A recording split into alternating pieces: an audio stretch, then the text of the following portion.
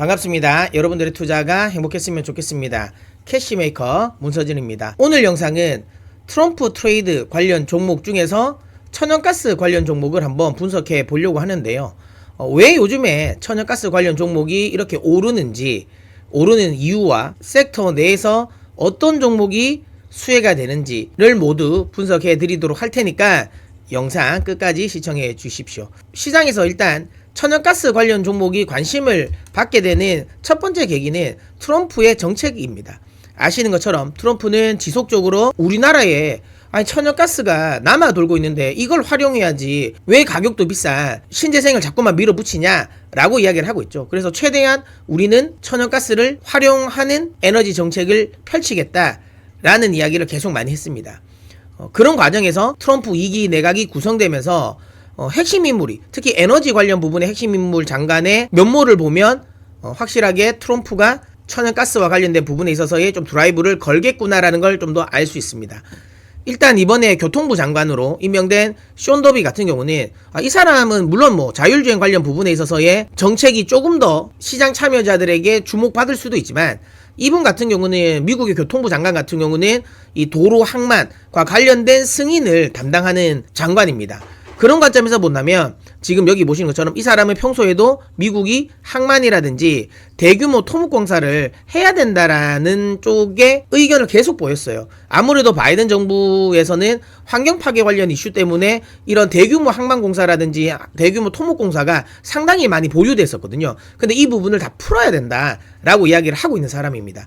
그러니까 트럼프 대통령은 뒤에도 제가 설명드리겠지만 지금 바이든 정부에서 승인 보류를 하고 있는 미국의 17개 지역의 LNG 터미널을 모두 승인 처리하겠다라고 이야기를 했고요.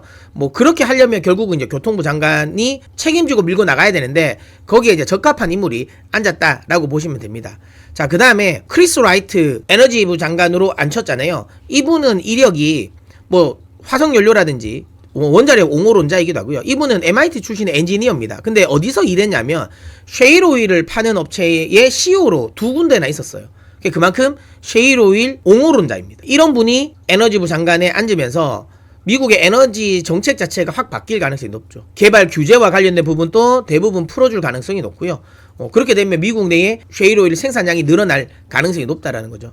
그러니까 확실하게 인프라 관련 부분을 넓힐 수 있는 장관, 정책을 옹호하는 요 장관이, 인물이 모두 요직에 앉았다라는 거죠. 자, 그 다음에 이런 글로벌 전체적인 돌아가는 환경도 미국의 천연가스를 많이 수출해야 될 수밖에 없는 환경으로 만들어져 있는 상태예요. 오늘 나온 로이터 기사인데요. 가즈프롬이 이제 내년부터는 우크라이나를 우회해서 들어가는 그 파이프라인으로의 가스 공급을 유럽에 하지 않겠다고 이야기를 했어요. 그렇게 되면 지금 이제 유럽으로 들어가는 흔히 말하는 PNG는 사실상은 이제는 없어요. 그 위에 있는 거는 노드스트림 같은 경우는 그는 이제 폭파돼 버렸잖아요. 그러니까 이제 유일한 게 이제 가즈프롬을 통해서 이제 우크라이나를 우회해서 들어가는 건데 여기에도 이제 가스 공급 안 한다는 거죠.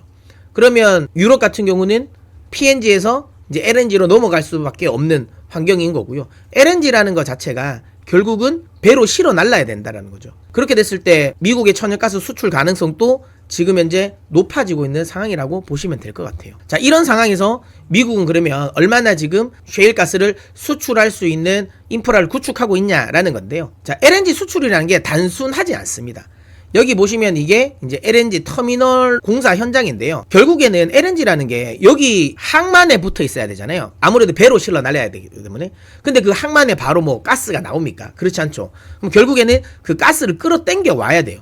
이렇게 아주 긴 라인에서 파이프 라인을 통해서 가스를 끌어놔야 되고요. 그리고 나서 가스를 여기서 이렇게 저장을 해야 되죠. 왜냐하면 파이프 라인을 그냥 그대로 꽂아가지고 배에 넣을 수는 없잖아요. 왜냐면 이거는 기체니까 이 기체를 액화를 해야 되죠. 액화를 해야 되고, 그리고 액화된 걸 가지고 여기에 실어야 되는 거죠. 그래서 여기서 이제 액화를 하죠. 액화를 해서 실어 놓고 그 액화된 걸 가지고 여기서 이제 배에 정박돼 있으면 여기에 이제 실는 거죠. 요런 과정을 거쳐야 된다라는 거죠. 물론 이런 과정을 거치기 때문에 LNG가 PNG보다는 비용이 조금 더 많이 들어서 좀 가격이 비싸긴 하지만 지금은 대안이 없잖아요.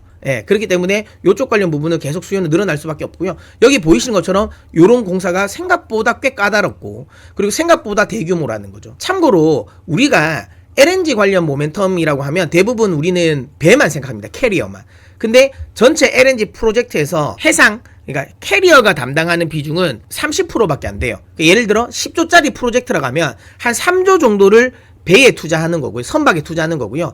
나머지 7조는 대부분 육상 플랜트입니다. 그러니까 여기에 대부분 투자를 한다는 거죠. 그렇기 때문에 우리가 흔히 생각하면 야 LNG 천연가스 이거 수출 많이 되겠다 그러면 자꾸만 배 쪽에만 집중하는데 그렇지 않다는 거죠. 여기 LNG 터미널에 집중하는 게 훨씬 더 큰 모멘텀이 될 수 있다는 거죠. 근데 이 큰 모멘텀이 이제 크게 개화가 된다는 겁니다. 일단 지금 현재는 미국은 동부해안에 한 2곳, 그다음에 걸프만에 5곳, 이렇게 해서 7곳이 지금 운용되고 있는데요. 이게 지금 러우 전쟁이 터지면서부터 미국의 셰일가스가 수출될 수 있겠구나라고 생각해서 많은 에너지 업체들이 LNG 터미널을 많이 건설을 하려고 허가 신청을 해놨어요. 근데 바이든 정부에서는 이걸 대부분 다 보류시켰습니다. 왜냐하면 뭐 아신 것처럼 원래 정책적으로 셰일오일 자체를 육성하는 정책도 아니었을 뿐만 아니라 항만을 건설한다라는 게 굉장히 환경 파괴를 많이 합니다. 또 그만큼 환경청에 대한 또 규제도 굉장히 많아요. 그래서 바이든 정부에서는 이런 것도 원래 이제 정책적으로 맞지 않았기 때문에 다 보류를 했었는데 이걸 트럼프가 다 승인하겠다라고 이야기했기 때문에 그러면 총 17개가 새롭게 지어집니다. 이렇게 미국 내의 분위기도 천연가스, 특히 이제 천연가스 인프라와 관련된 부분에 긍정적인 모멘텀이 발생하는데 미국뿐만 아니죠. 유럽 지역 역시도 지금 현재 천연가스 인프라와 관련된 부분에 투자가 많이 집행되고 있습니다. 방금 말씀드린 것처럼 이제 러시아를 통한 PNG 가스를 도입할 가능성이 매우 낮아졌습니다.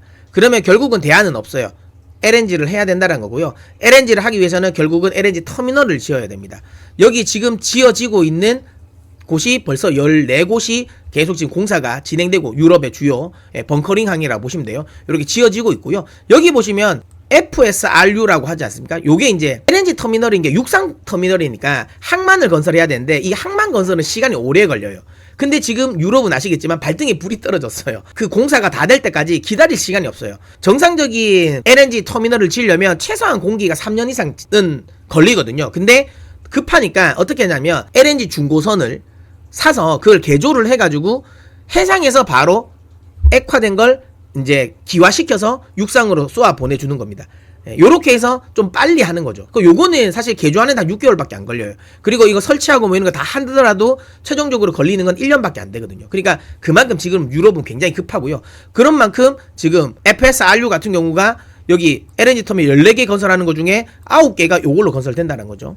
FSRU 관련 쪽에 기자재를 또 납품하는 업체들은 당장에 매출에 긍정적 영향을 미치겠죠. 그러니까 이런 것들을 좀 관심을 가져야 된다라고 말씀드리도록 하겠습니다. 자, 그러면 이런 영업적인 긍정적인 환경에서 그럼 우리는 어떤 종목을 사야 되냐라는 건데요. 물론 뭐 이거는 매도 추천은 아닙니다. 투자에 참고만 하시길 바랍니다. 자, 일단 저희가 생각할 때 첫 번째 넥스틸이 일단은 수혜가 되지 않을까라는 생각이 듭니다. 넥스틸은 에너지용 유정관, 에너지용 강관을 미국에 수출하고요. 전체 비중이 70%입니다. 수출 비중이 70%고요.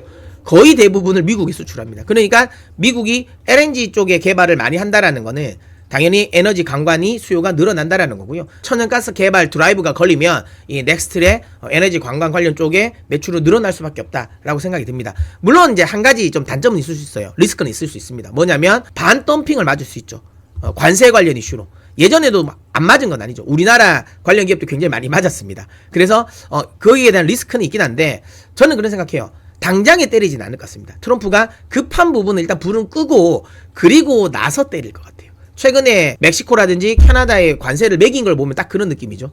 예, 원래 같으면 다 보편적 관세를 그냥 하겠다고 했는데 뭐 펜타닐, 그 다음에 뭐 불법 이민자 때문에 관세를 매긴다라는 식의 명분을 만드는 거. 그리고 얘들만 매겠지 이걸 전체적으로 막 아주 터프하게 내가 취임하자마자 모든 나라에 동일하게 보편적 관세 매기겠어 이런 말은 아직은 안 하지 않습니까? 그럼 결국은 협상 여부에 따라 달라진다라는 거고요. 그런 관점에서 본다면 임기 초에 넥스틸 쪽에 바로 관세를 물리지는 않을 것 같습니다. 그래서 그쪽 관련 부분에 있어서는 리스크는 생각은 하되 당장은 아닐 것 같다라는 생각을 해서 넥스틸도 한 관심 가져볼 만하다라고 보고요. 그럼 1승인데 이거는 제가 TV 출연하는 방송에서도 소개를 시켜드렸어요. 1승은. 그러니까 1승은 많은 분들이 잘 모르시는 게 이게 단순히 선박용 폐수 처리 시설만 생산하는 회사라고 생각을 하는 것 같아요. 제가 이제 이걸 천연가스라고 이야기했잖아요. 연결고리가 뭐냐면 여기 보이시죠? 제기화 장치를 얘는 생산을 합니다. LNG를 가지고 오려면 그러니까 액화를 해서 배에 실어놓고 배에 실려온 액화된 가스를 다시 기체화를 시켜야 되거든요.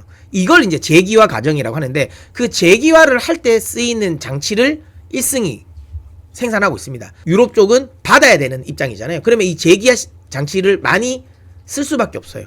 그러면 그쪽 관련 부분의 매출이 늘어날 가능성이 높겠죠. 그래서 1승도 좀 관심 가져볼 만하다라고 보고 있고요. 자, 그 다음에 세진중공업 같은 경우는 여기는 이제 선실, 우리가 이제 배 같은 거 보면 위에 이제 선실 있지 않습니까? 그 선실을 만들고 또 하나는 LNG 탱크를 만듭니다. 우리가 흔히 말하는 LNG 탱크라고 하면 수혜주로 뭐 동성화인텍이라든지 한국카본을 생각하실 수 있는데 걔들은 그 LNG 탱크를 싸는 보냉제를 만드는 회사이고요. 그 탱크 자체를 만드는 건 세진중공업입니다. 그럼 결국은 LNG 관련 캐리어가 많이 이제 발주가 되면 거기에 들어가는 LNG 탱크도 많이 발주가 될 수밖에 없다라는 점을 감안하면 세진중공업도 좀 긍정적으로 봐야 된다라고 보고 있고요. 그 다음에 성강밴드 같은 경우는 다들 아시는 것처럼 피팅 업체입니다. 피팅 밸브 업체고 당연히 이거는 뭐 LNG선이 많이 나오면 거기에 당연히 많은 피팅이 들어가는데 앞서도 이야기 드린 것처럼 이 피팅이라는 건 단순히 LNG선에만 들어가는 게 아닙니다. 이게 LNG 터미널을 건설하는 플랜트에도 다 들어가거든요. 근데 성강밴드 같은 경우는 LNG 플랜트 피팅 미국향 매출이 40%나 됩니다. 굉장히 높죠. 그렇기 때문에 미국 쪽에서 LNG 터미널 개발이 늘어나면 당연히 성강밴드의 미국향 매출도 늘어날 가능성이 높죠. 그래서 이것도 관심 한번 가져보셨으면 좋겠다라고 말씀드리고, 그럼 끝으로 동방성기입니다. 요거는 배관을 만드는 회사이고요. 아시는 것처럼 결국은 이제 LNG 선이 많이 발주가 된다면 거기에 들어가는 이제 배관은 뭐 당연히 수주가 많아질 거고요. 앞서도 이야기된 것처럼 유럽에 SFRU가 많이 개발된다고 했잖아요.